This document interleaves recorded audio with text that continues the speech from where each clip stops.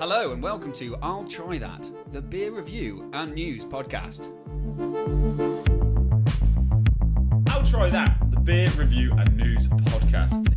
Here in London. Ding dong. I was thinking about this last night in bed. Smashed it.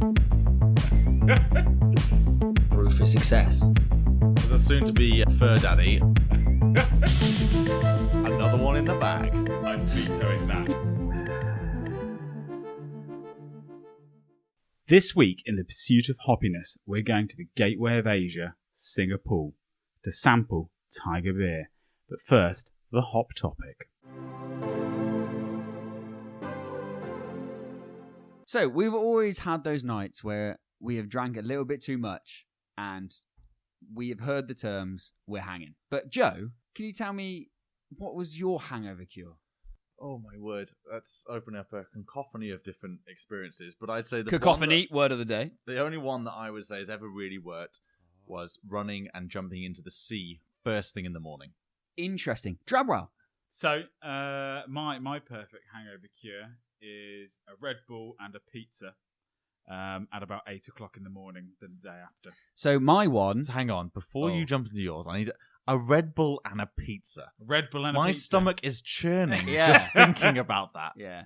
Well, for me, it's actually a full English breakfast with at least with double egg, double bacon. So for both of yours, they're coming from a very similar theme. Mine's the Red Bull of being stodgy, high, fatty foods. It just makes me feel better eating a full English breakfast. I don't know what it was. And a full English breakfast being bacon, egg, sausage, tomato, hash and browns. Black pudding.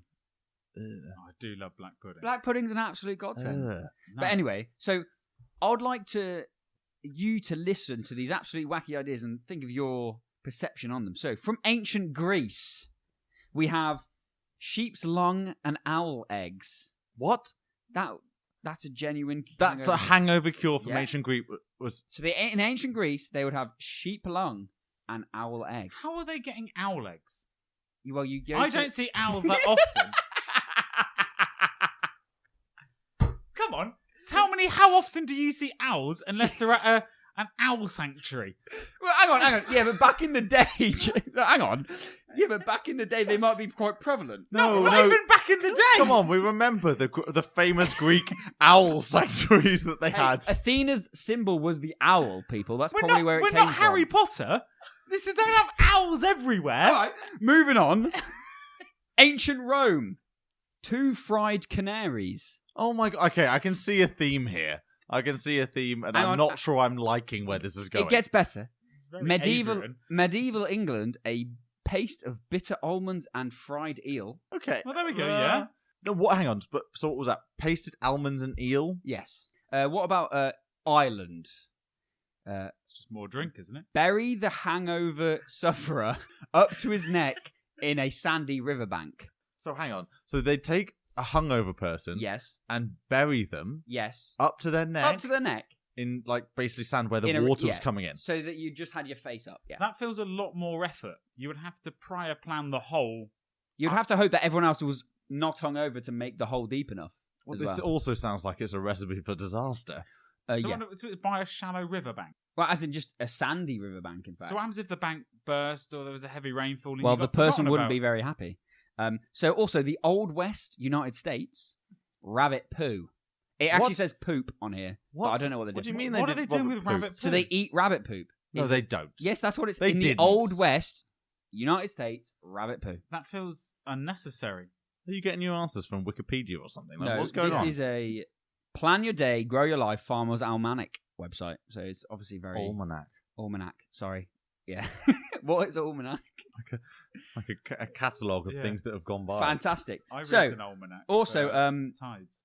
Puerto Rico. Call it almanac. What did you even say? Almanac. Okay, hang on. It's not about me. So Haiti or Haiti, if you want to go that way.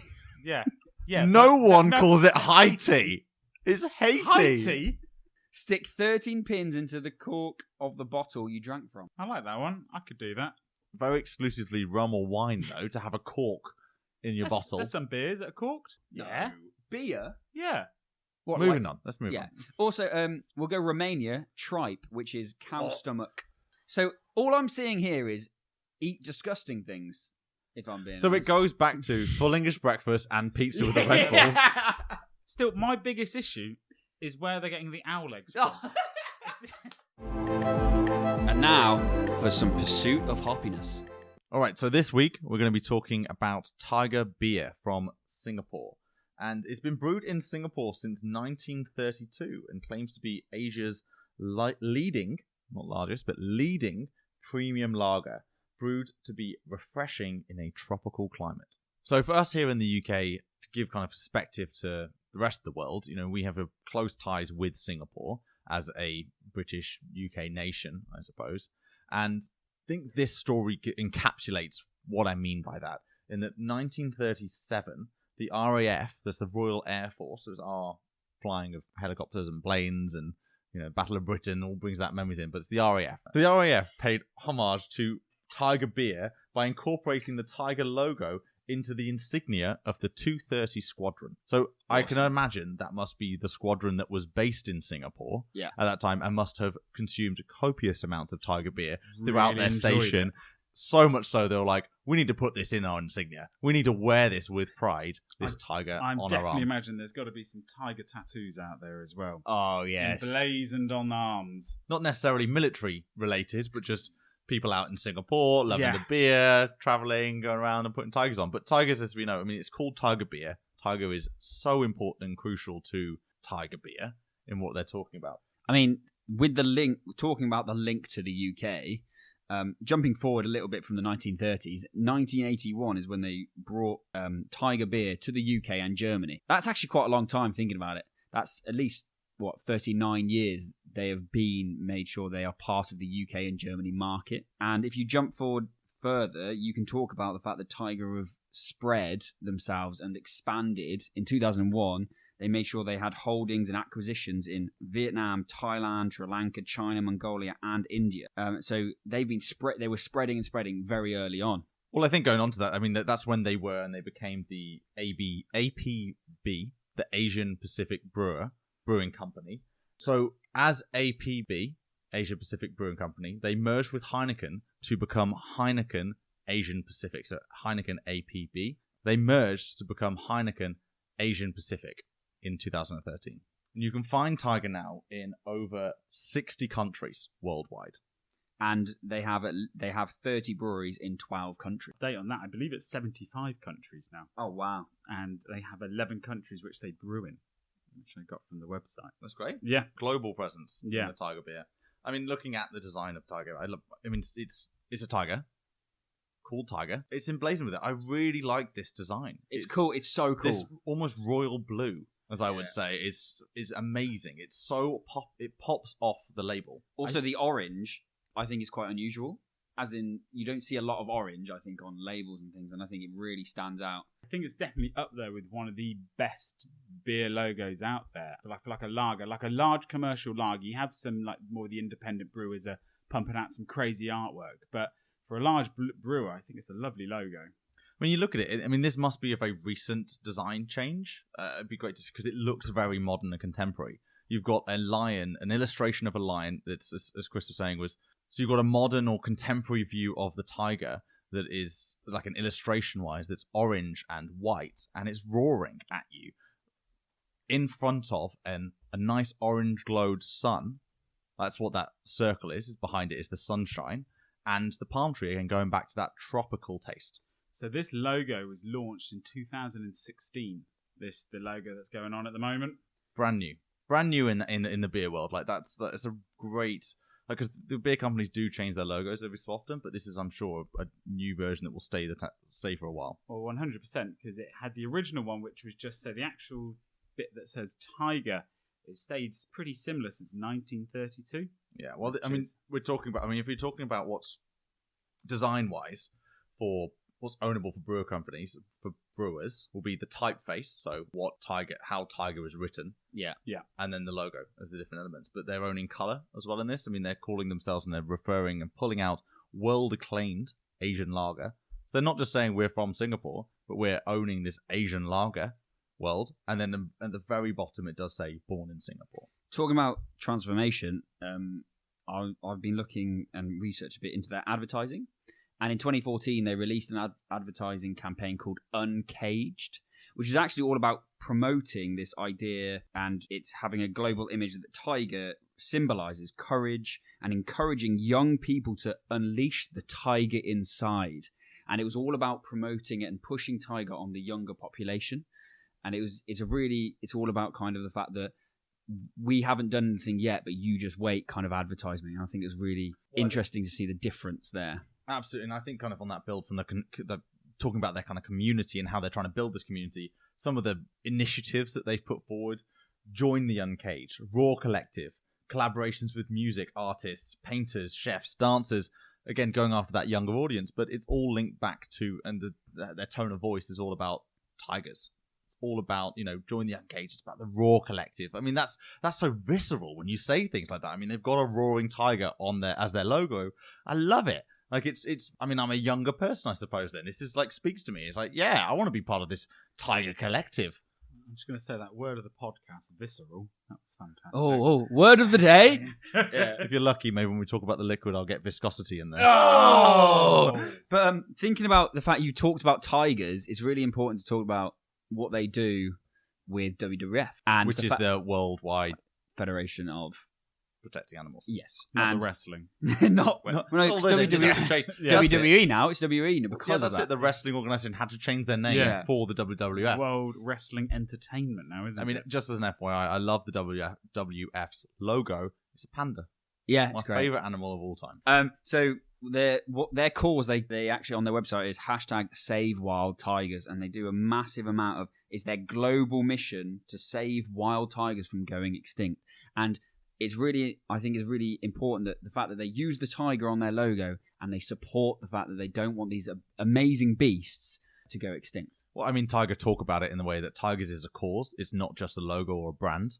They've worked to, as you said, to support the WWF in 13 tiger range countries, have committed to doubling the world's wild tiger population to over 6,000 by 2022. In 2017, they launched this awareness campaign with the WWF by uncaging art. So not only 3,890 tigers are left in the wild. Which is devastating, but it's amazing what they are doing to try and to promote helping that situation. Another thing that they've been doing, which, though it's not to do with animals, is to do with helping the community. And they have pioneered this idea of helping local F&Bs, food and beverage places, by, if you contribute $10, you get 2 free Tiger Crystal beers. Oh, now, Tiger Crystal. Now, is that a new product that we don't know about? So, Tiger Crystal is a crisp, refreshing light brew compared to the original, which is a tropical definitive lager. So we, just to reiterate, we are trying the tropical definitive lager right now. Yeah. Okay. And the products I know of from Tiger themselves, they have 4, which is the original, the Crystal, which we've just talked about, the Tiger White, which is a smooth refreshment with bite. Love the bite, it's like their take on a Belgian white beer lager, yeah. And then they have the Tiger Black, which is Asian black lager brewed with black rice. That sounds fascinating. Yes. That sounds awful. But it's interesting. All right, so we're trying the classic lager. Yeah. Which is their staple core beer, right? So, Drabble, what's your thoughts on the classic? So, I thoroughly enjoy Tiger, and I think I don't drink it on a regular basis, but I think there's a time and a place. So, where have you guys, you think about, where do you drink your Tiger beer the most? You know how Chinese companies are saying, drink it with Chinese food? Yeah. And Thai companies are saying, drink it with Thai food. Yeah. Singaporean food, well known for its street food. Yeah. So it's not like it has its own specific cuisine. It just has an amazing array of street food. So I've been to markets they've made it to Brooklyn, into New York, where you can go and have a Singaporean street food. Yeah. But that in itself isn't really have Thai food. It's Singaporean street food. It doesn't really have the same kind of, exposure to Thai food does. For me, Tiger, when I drink it, actually feels quite filling. It feels a bit heavier than normal Asian lager. As in, I don't think it has that same lightness that I'm used to with other ones that we've tried in the past. I actually think this feels heavier, more kind of, it's actually written on the bottle, fully, like more full-bodied as they've written it. Well, the thing is, as you said, like it's not. They aren't marketing it in a way of say, drink this with food from this specific area. It's like, no, it's a standalone beer. No, if you like this beer, drink this beer. it, yeah. And I like the full bodiness of it. It's heavier, as you said, but it's got more flavour to it. It rises. It's a little bit more Western-y would be my thinking along it, because they're not, as we said, they're not trying to pair it with food and stuff like that. Is if you enjoy it, you drink it. You would go out. You would actively go out and buy it. How out of interest, I actually rarely see this in supermarkets that I go to.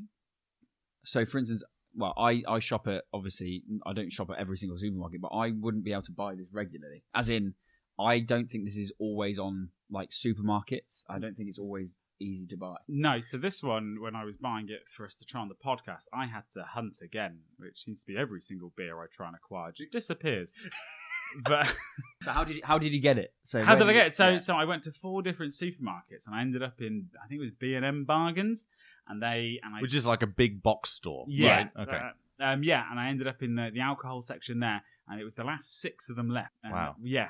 So we're lucky we've been drinking it. But it's crazy that you have to work to get it. Kind of. I thought this would be a bit more accessible than it is. Well, I mean, I think for a name, like we've heard of Tiger, yeah. We know about Tiger and the brand, but as you said, that I mean, we don't really have availability of it, and I think that's probably just. I mean, we're talking about the UK perspective. Yeah, as you said in Brooklyn, is it in Brooklyn? You said that you'd been drinking it. No, because there were just more open. I mean, I don't know of Singaporean street food places here in the UK. Yeah, but there are in the States, in the trendy locations that I've lived in. You could not have sounded more like a hipster in that statement there. That was gold. It was awful. I mean, I lived in Brooklyn. All right. Not ashamed of it. I love bagels and craft ale. Yeah. Okay. And Singaporean street foods. Yes, obviously.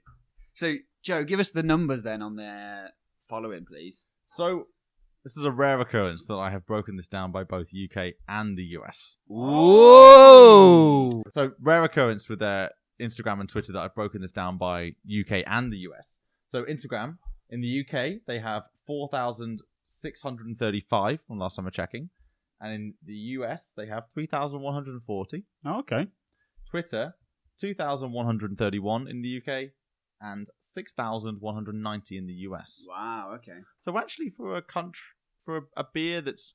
I know the brand. I recognise the Tiger. I'd recognise that it's an Asian-style lager, and now I would know that it's from Singapore.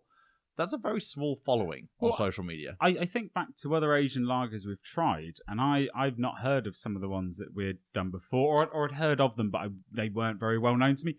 Tiger, I 100% knew, and I drunk it a lot, and those numbers surprised me. Well, I think, again, social media is a new-ish. I mean, we say it's a new area. It's been around since, mid-2000s. So, but brewers seem to be very late to the game, especially these bigger or kind of these different area of brewers have been late to the game with actually putting the emphasis on it. Yeah. We see great examples like Brewdog having these huge numbers from a very early, like a newish brewery. And I think you just have to you have to actually make a proper plan and be strategic. It's not just about getting your beer to people's hands, but you need to lead it by generating the excitement and the buzz and the engagement by consumers with your brand. And the best method right now is through social media. So everything's done through social media. You have to be part of it, or you'll see. Well, also as well, brewers and especially like a brand like Tiger, it's a fun brand. Yeah, I want to engage with Tiger. I want to see what Tiger Beer are doing and how they're operating, how they're working. The fact that they've got this huge cause about Tiger conservation, I want to hear about that. Yeah. So what's cuter online than cats? Like cat videos, cat things, and you're talking about some of the biggest cats in the world in tigers. Put that out there, Tiger. We want to engage with that. So for instance, look, they actually have a YouTube channel, Tiger Beer. Okay. Their recent video, which went out, by the way, 2 years ago. On their YouTube channel? Okay, 2 years ago, which is WWF with Tiger, got 16,000 views. And I just think it could be so big, because WWF, like, I might be naive, but it's a big company. It's doing huge things, and being linked with that is such a big deal for them. I know, obviously, they have Tiger on their logo, and that's important, but to only have 16,000 views on a video like that, I was very surprised by. I thought it'd be massive. Yeah, but also as well, like, they're the only beer company I know who are doing such an amazing work with the likes of WWF. I mean, we've talked about Chang Beer from Thailand, and their logo is about elephants on it, but you don't hear Chang talking about their work with elephant conservation. They might be, but Tiger are shouting it from the rooftops on their website and on the odd video they put out there, but they could be doing so much more with it. I think that's what I'm getting to. It's a missed opportunity. Yeah, definitely. From what I'm seeing. Especially when it's a beer that we all like. So if anyone from Tiger's listening, just get on it. So as always, we'll put links in the description for their website, Instagram, Twitter, and their Untapped. Again, Tiger Beer, if you can find it, definitely worth a try. And that's all we have time for this week's episode of the I'll Try That podcast. And so from me, Joe, Rich, and Simmo, goodbye. And don't forget to follow us on Instagram, Twitter, and watch us on YouTube. Goodbye now. Always drink responsibly, and if you or anyone else needs some help, go to drinkaware.co.uk for more information.